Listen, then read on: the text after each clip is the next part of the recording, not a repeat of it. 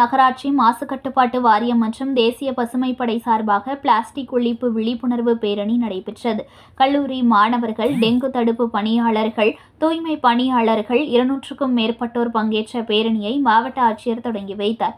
மயிலாடுதுறை நகராட்சி மாசு கட்டுப்பாட்டு வாரியம் மற்றும் தேசிய பசுமைப்படை சார்பில் பிளாஸ்டிக் ஒழிப்பு விழிப்புணர்வு பேரணி நடைபெற்றது.